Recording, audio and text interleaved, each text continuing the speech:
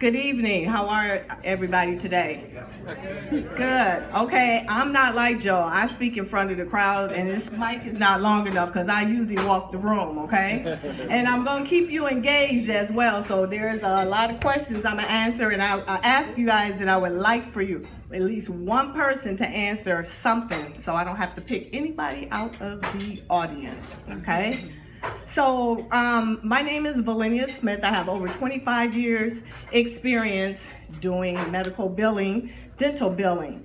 My background actually was I worked for Aetna Insurance, so I processed claims. I was a claims adjuster. I sit on the back end of the industry. That's how I'm able to tell you how your claims are supposed to come in on the front end, okay? So what we're going to talk about here is how to increase your revenue actually billing medical insurance.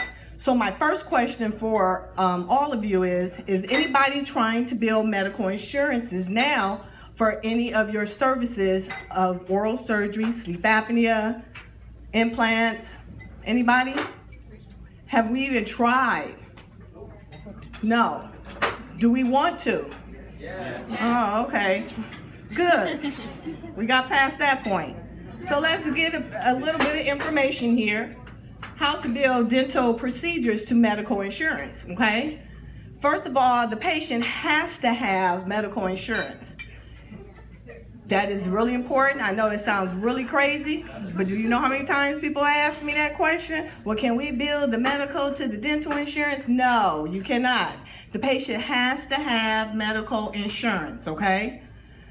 The patient must have the coverage or the benefit. What I mean by that is that just because the patient has medical insurance does not mean that they have all the benefits of coverage to bill, okay?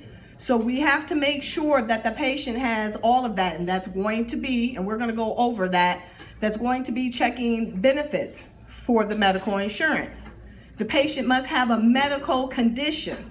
What I mean by that is there's a lot of services that you are rendering, and there are diagnosis codes that can be billed to medical, but they don't have, it's not a medical condition. Okay, you're still trying to put a dental condition to a medical term and bill that insurance, and you cannot do that. Okay, so we're going to kind of identify a little bit of that as far as what is it, and I need some examples from some of you providers so I can tell you yes, no, what is the problem that you're actually having, all right? A referral or a prior authorization is a must for every single thing. It might not be a requirement, but you definitely want to ask the question when we're verifying benefits to the medical insurance. Do the patient need a referral or a prior authorization for the services that you are trying to perform?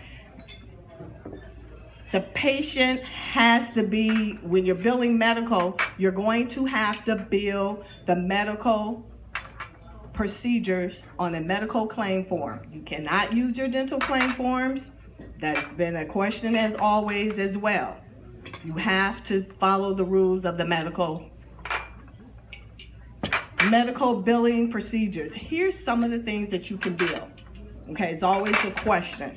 So oral surgery procedures, okay, is one thing that you can bill. When I say oral surgery procedures, it's anything of cutting of the gums is what I always say, okay? That's going to be an oral surgery. So oral surgery is going to be like your impacted wisdom teeth, your biopsies, okay?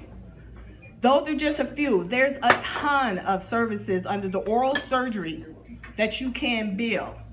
Periodontal surgery is one of them as well. Is everyone in the room general dentist, or do we have any specialties? Ortho? Okay, well we can get to you too because we can bill some appliances as well. Okay? So that's another thing that we can bill. TMJ, that's another service, okay? Anybody doing TMJ in here? All right, are we billing any medical insurance for TMJ? Are you just making them cash patients? Yes. Okay, so look, that's a given. I'm going to be honest with you. The oral surgery is going to be, I don't want to say a hit or miss, it's definitely benefit driven, but if a patient has medical insurance and they have TMJ, that is a given. That is a covered benefit across the board with medical insurances. Okay, so those are that you should be actually billing the medical insurance for that, okay? You can do the oral appliances as well.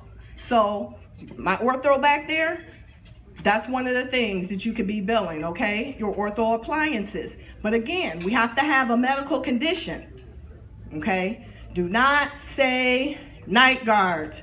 That is a dirty word. That's a dental term still, okay? So you can't go calling medical insurance and start saying, oh, our night guards covered.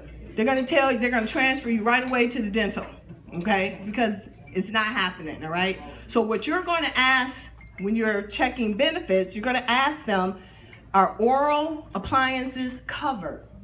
And you're going to give them that medical condition so they can properly give you that correct information, okay? Sleep apnea, that's another thing that goes along with TMJ. Sleep apnea is definitely a covered benefit, okay, for medical.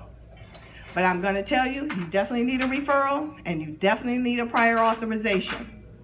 Okay, so those are services as well as your oral appliances, sleep apnea appliances that are covered. Your oral implants, that's going to be benefit driven as well. Can it be covered under medical? Of course it can. But the patient better have very good medical insurance, okay? And it's out there. But again, I'm going to give you some questions that you're going to have to actually, when you're verifying benefits, you're going to be asking the medical insurance. Please do not use dental terminology when you are actually calling the medical insurance. It does not work, okay? Because dental unit is only for dental.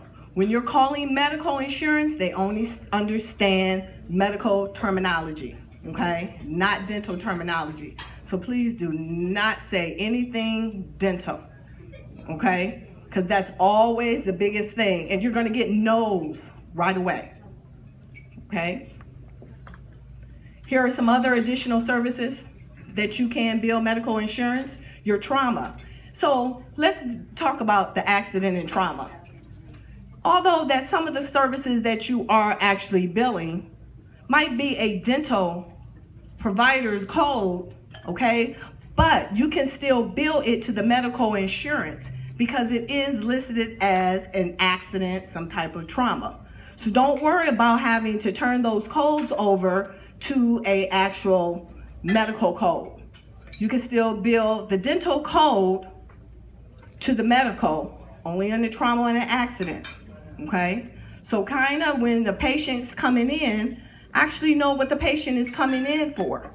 You all know that as dental providers. Because every one of you right now have patients in your book right now, and you already know what services that they are actually coming in for. That's where the terminology comes in, where you have to determine, is this going to be a medical or is this going to be a dental? So it's going to be asking a lot of questions. So your front desk, okay, need to have that training as far as asking all of the information. You all have patient benefit benefit demographic information that the patient has to fill out. Make sure it's all filled out, okay? Patients have a nice little way of leaving a lot of things blank. Don't be afraid to ask them the questions. If they do not answer something, just make sure you politely ask them, does this apply to you? Okay? Medical necessity radiographs, another thing. Oral cancer screenings. These are the things that we're giving away for free. Is anybody even charging for those? Or are you making the patient pay out of pocket? What are we doing?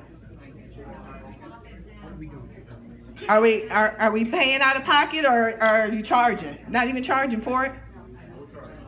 Okay, I need to come to your office then. All right, so look, you're giving away a lot of services and things that can be billed. These are billable services. These have medical codes to them, okay? Here's the one thing that we're going to go over. It takes a little bit of time, that I know that we're skipping a lot of these steps, and that's our medical billing processing chart, okay? First of all, the collecting of the patient demographic information. Patient comes in, okay, or they even call. Patient comes in and you're not getting all the demographic information, meaning their first, their last name, the patient, is they the patient or are they the insured? You must have that information. Again, back to what I just said. You want to make sure that you have the information on the demographic sheet for an existing patient or a new patient. It does not make a difference. You want every field to be filled out. The insurance card and the ID card. The insurance card. Right now, are we even collecting dental insurance cards? Probably not. But you need to make sure that even medical and dental, you collect a copy of their insurance card. You have to have a copy. You need a copy front and back. You're going to have that patient that says, I don't have one. Every patient has a card. You need to just educate them. Let them know they can go online, create a username and password just like you can do under the member form, the member section, and get a copy of their insurance claim. Their insurance card. The back of the card is all of the information. Don't just take a copy of the front of the card. It's not going to give you any information who you need to bill. You have to have the back, okay? So when the patient comes in for any of their dental services, I don't care if you are doing dental procedures, you need to ask them, can I have a copy of your medical insurance card as well? The patient is going to ask you why. Let them know that some of the services that are going to be rendered need to be billed to medical first. That's the rule of thumb. Always has been. You bill medical first, then you bill dental. You ask me why? That's because you want to make sure that you save the dental benefits for dental and medical benefits for medical. Medical does not have a max, okay? So do not exhaust dental benefits, because when a patient is exhausting their dental benefits, what do? The patient says, bye, see you next year. They have no money, okay, to pay you. But if there are services that can be covered under medical, you bill that medical so you can continue to see your patients throughout the year, okay? So, ID cards. Yeah, that might be a little soft spot for you guys as well. But the ID card, how do you know who you're billing? You have to have a copy of the ID. Make sure that the patient that you're seeing is the patient that you're seeing and it's not the brother, the nephew, the uncle that came in, or I've been seeing this patient for 10 years so I know them. No. I watch a lot of Dateline 2020, so I trust nobody, okay? Please match the actually ID card and the insurance card. It helps you as well because of the spelling of the names. Half of our handwriting is terrible. Not talking about you doctors, but half of the handwriting is so bad you don't know if it's an E, you don't know if it's an I, or was it an L. And the first thing that happens when you bill something, it comes back patient unknown. And what do? You throw it to the side. And then you let it sit. And then it's timely filing. And we won't go any further on that, okay? So, but make sure you're getting a copy so when the patient comes in, get a copy of the medical and the dental. When the patient says, I don't know, just tell him to empty his wallet. Let me see your wallet. And pick out the card, because half of them, they're gonna give you the wrong card. They don't know. I'm gonna be honest, they just really don't know, okay? So now we're to the verifying of the benefits, all right? So again, patient came in, you already know what they're for, they're calling in. Let's back up. When they call to even schedule an appointment, what you want to do is get all of the information right off the bat. Who is the patient, who is the insured, okay? Once you get that, you can go ahead and call and verify the benefits on the medical side and ask the questions. Let me give you some of the questions that you're going to be asking. So one of the questions you're going to ask to medical insurance is, does the patient have oral surgery benefits if it's an oral surgery. That's all you want to ask. They're going to tell you no. They always do. Okay? So the next question you are going to want to ask is, does the patient have any exclusions? They're going to say yes. You're going to wonder why they didn't tell you that in the beginning. But, so listen to what they're saying to you. You're not happy, I mean, if it's not the doctor, your receptionist, front desk, they're not going to even know what the heck the person is talking about. Make them slow down. Let them explain to you what the benefit is. It could fall under the actual benefit of coverage, okay? Once we have established that that patient has oral surgery benefits, or for dental implants, please don't say, do they have dental implants? Just ask them oral surgery benefits and listen for the part where they say implants, okay? If it is a sleep apnea, TMJ, that's what you're going to be asking. So be really, really specific about the services. Please don't ask them for codes, because right now, a lot of you will ask what kind of code is it? Is it a covered code? They don't have to give you that information. If you've been getting any of that information, beware, okay? So you have no you have no comeback, basically, if the claim did not get paid. All right, so just make sure you ask the terminology and know the medical terminology. Always make sure you're using medical terminology, because there's two separate units. There's a dental unit and there's a medical unit, okay? Long time ago, I am 25 years old, but long time ago, there was no such thing as dental-only insurance. If you had insurance, you had medical and you had dental. Now that the product line has separated, there's a dental unit and there's a medical unit. So if you're speaking any other kind of language to a medical unit, they have no idea what you're talking about, okay? So just make sure that we are speaking medical. Now that we have the fact that we know that this is a covered benefit under the medical insurance, we're entering all of that information in our software. And I know you're asking what software. I know you don't have it. But there are free softwares that's out there. And at the end, we can give you some more information about how to utilize that. Or you can talk to us at PH Dental, all right? So we can assist you. So we're entering our CPT codes, which is our procedure codes. So CPT codes is the procedure code, like your CDT codes. All you're doing is taking your CDT code, which is your ADA code, and flipping that over to a medical procedure code, okay? You have to use those codes. HCPCS codes. A HCPCS code is your durable medical equipment. So any appliances, all right? So my ortho, that's what you're going to be using, HCPCS codes. Oral appliances, sleep apnea appliances is a HCPCS code. Every HCPCS code starts with a letter, okay? So that's going to be actually your cue. You're going to be using a diagnosis code. It used to be ICD-9. It is no longer ICD-9. It is ICD-10, okay? There are 1,000,001 ICD-10 codes to one ICD-9 code, which made it just a little bit more complicated for dental, kind of medical as well. But you have to know and be specific about what is your diagnosis. So what is the condition? What is the problem of the patient, okay? I'm going to do a little example so I can kind of pick on you a little bit about what is a proper ICD-10 code to a certain situation, because I did see a couple of hands go up, all right?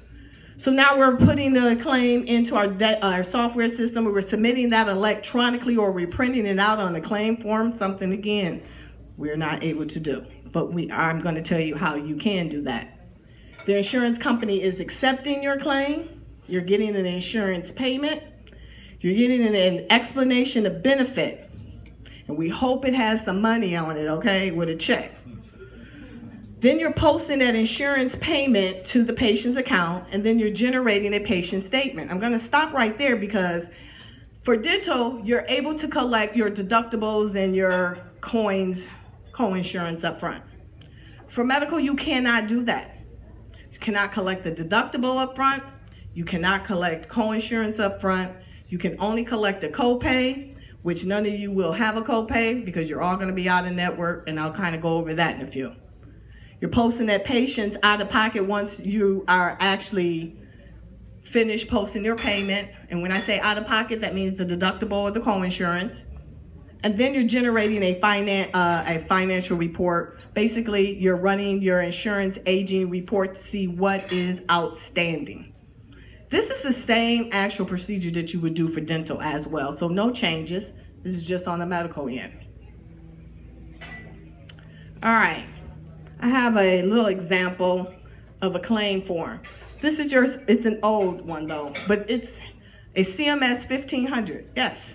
So after you submit to the medical insurance, don't you submit it to the dental insurance too, or? No, you cannot coordinate benefits from medical to dental.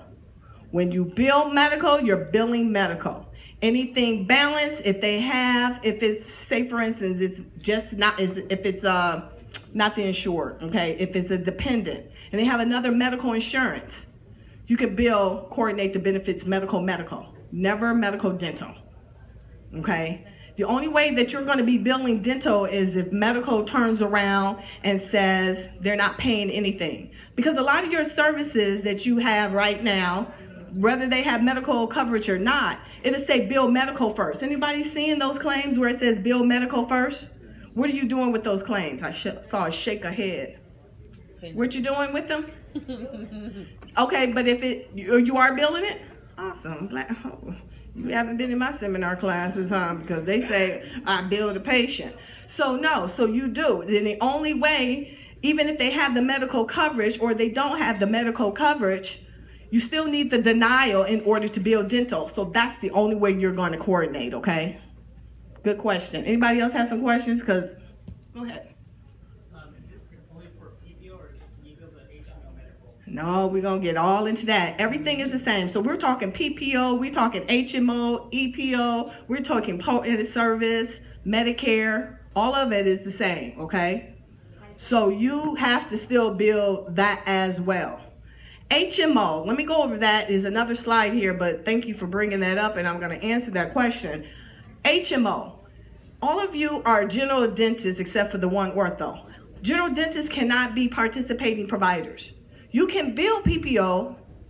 For the HMO, you can't bill HMO. You have to belong to the network. And they are not actually credentialing HMOs for general dentists. Other specialties, they will. Okay, so HMO is kind of out. But if you're kind of in a rural area, but don't leave that out. So say you have a patient that's an HMO. I always tell every office, always call the HMO to see if they will pay. Your question is going to be to an HMO provider, insurances.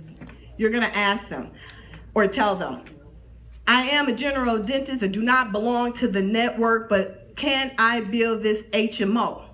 They're going to tell you no. Again, you're going to ask them, are there any exclusions? There are exclusions. So therefore, you're going to have to listen up really hard to see what are the exclusions. If it fits into what you are going to do, they will pay it, and they'll tell you that. But you do need a referral, and you do need a prior authorization.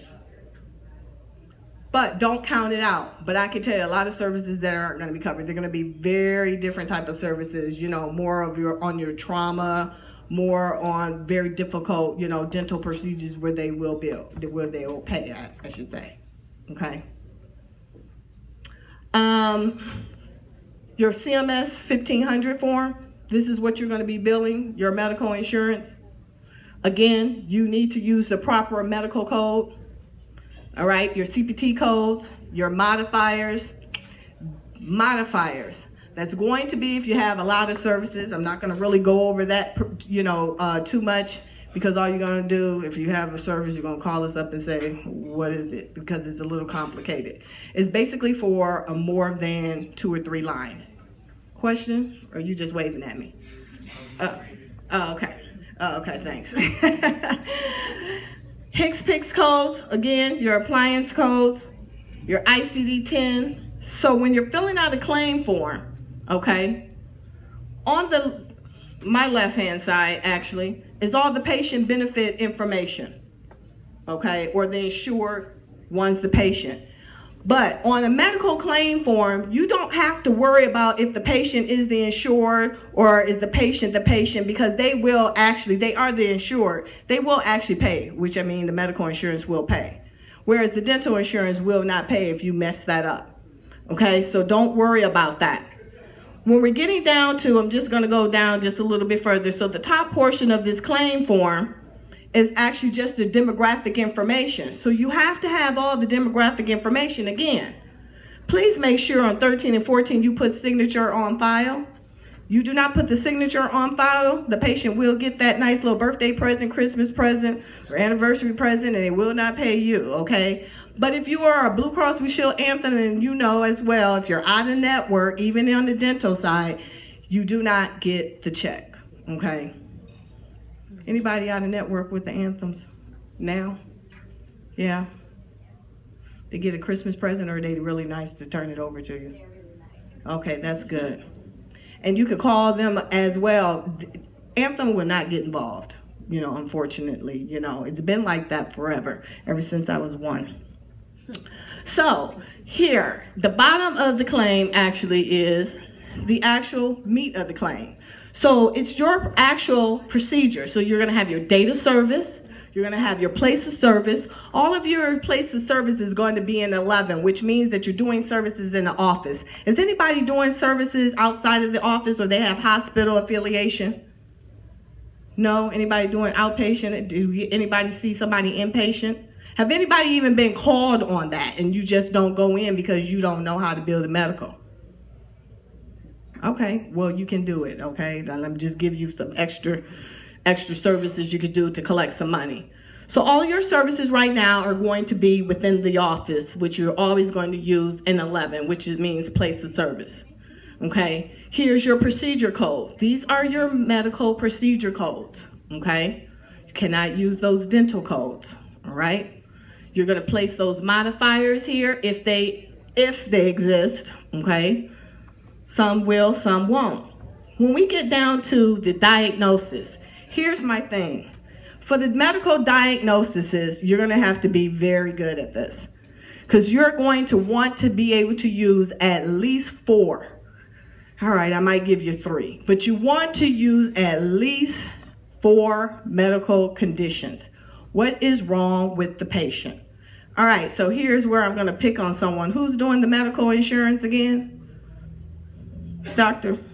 Yeah, I'm picking on you. I saw your hand go up. Yes. All right, so give me an actual procedure that you're actually doing that you build medical. Have you been successful? Yes. Okay. Oral surgery? I don't know any of them. No, you don't have to. Just gonna say what's, you know, kind of give like a little, you know, a little role play here. So you're billing the medical insurance. Can you just name one patient, not by name, or a service that you have actually rendered, and actually the service what a medical condition was? Well, she got into an accident and broke all her front teeth. Okay, so that's an accident though. That's easy. We also did some oral surgeries. Okay. Okay, were you successful at getting paid? Some of them. Some of them. And that's only because it was benefit driven. If they had the benefit, that means they will get paid. The ones that have not been actually payable is because they just did not have the benefit. So all of you are probably wondering, oh, does they get paid? Yes, it does get paid if they have the benefit. So don't be discouraged if one of your dental implant claims have not been paid. You might get 10 patients, maybe none of them. But guess what? That 11th patient might have that benefit. Okay, so don't give up. Always call medical. And again, I'm not sure what your front desk is doing. That's what you really want to make sure is to ask. So know, doctors, what procedures you're going to be actually doing, and make sure that your front desk, your office managers are actually calling the medical insurance, okay, to see if that's a covered benefit. Because you are not going to know if that's ever called in, okay? So just make sure of that. For your oral, so when you said you had the accident ones are easy because every medical insurance has some type of accident rider benefit. Now, you want to make sure that you're knowing that the services as well that you are actually performing is an accident. And again, if it's an accident and it's not a medical codes that you're using and it's dental codes, it still could be payable under medical insurance because it's an accident. But you're still going to have to use that CMS 1500 form too. Okay? Same form for pre-authorization? No. So prior authorizations is always an application. So when you're calling medical insurance, if they ask, and if you're asking them, do I need a prior authorization? They tell you yes, ask them how do I get access to that form? Because everything's a form, it's never on there. Because in dental, it's a pre-D, you do it on the same dental form. For an actual prior authorization, no, it's an application. So I'm going to answer that too. We're going to be flicking over some things. But a prior authorization is actually saying that I need a prior approval before I do these services. Now, you have to know what the CPT code is, and you have to know what the HCPCS code is, and you have to know what the ICD-10 code is. So again, it's one of those, you're doing your homework, you have to know the actual codes that you're prior authorizing. When you get a prior authorization approval, you're going to get a nice little number, and here it is right here highlighted actually. All right. So that is what your code is going to be on your claim form. Now, I know a lot of you doctors like to go in, say I'm going to do this treatment, and then you change your mind and going to add something else. No, you cannot do that on medical. If you need a prior authorization, you have to know it all together, okay? You have to know all of the codes that you're prior authorizing. If you change any of the codes or add, those services will not get covered. Now, one good thing about medical versus the dental is medical, once you get a prior authorization and a code of approval, it's written in stone. They're going to pay it. Unlike the dental, whereas if you get a pre-D, you put it in there, they say, yeah, you done told the patient how much, and they all happy and stuff, and then it comes back denied, and then you look like the bad guy when you ask them for some money. Doesn't happen like that on the medical, okay? So what you want to do is make sure, you know, again, you're prior authorizing the exact codes, the exact diagnosis codes, and bill it, okay? And again, please prior authorize more than one diagnosis code. And please do not say they in pain, no kidding, okay? You're not the masseuse, okay? Yes, everybody's in pain. Think medical diagnosis, okay, conditions. If you don't even know that, half of you really do know that. You're pulling that medical condition off of really the history that the patient actually gave you why they came in the beginning. Those are medical diagnoses, okay? So you have the diagnosis. Your TMJ, your sleep apneas, they're easy. The TMJ, sleep apnea, but that's not really what you want to just say for those particular ones. You want to use, for instance, for sleep apnea, you want to say snoring, loss of breath. Those are very important, as well as your sleep apnea. Sleep apnea is going to be your #1 diagnosis, but you're going to make sure you use 2 and 3. Here's the reason why I'm telling you to use more than one diagnosis code. Say, for instance, your claim needed a prior approval. You did receive that. Or say they didn't need a prior authorization. And your claim, actually, you put just one diagnosis code on there. If the claim comes back denied, not medically necessary, or needed additional information, where are you going to pull the next diagnosis? See, so medical looks like that you're trying to get your claim paid, which we are, but you are actually trying to make up something. Then that way they're going to ask you for more notes, more notes, more notes. You use the proper diagnosis codes right off the bat, more than one. Guess what? If your claim comes back saying needing additional information because you didn't send proper documentation for whatever reason, you have backup because you sent that again. You're actually just sending in a corrected claim, okay, with additional information instead of searching for that information. Does that make sense? Okay, now we're putting in our dollar amounts. Your units are always going to be 1. I don't care if you're using the same procedure code. Please do not use 2. You're not going to get paid twice, okay, for the same code. You always use 1. Therefore, if it's the same procedure code for whatever reason, your modifier is going to distinguish between upper, lower, right, or left, okay, because there's no such thing as upper, lower, quads in medical. You're just going to have to use that modifier that's distinct, that's different sides of the mouth, okay? The MPI number. Now, I'm going to stop here with the MPI. Right there is that MPI is a individual MPI. When we get down here, this is a corporation MPI.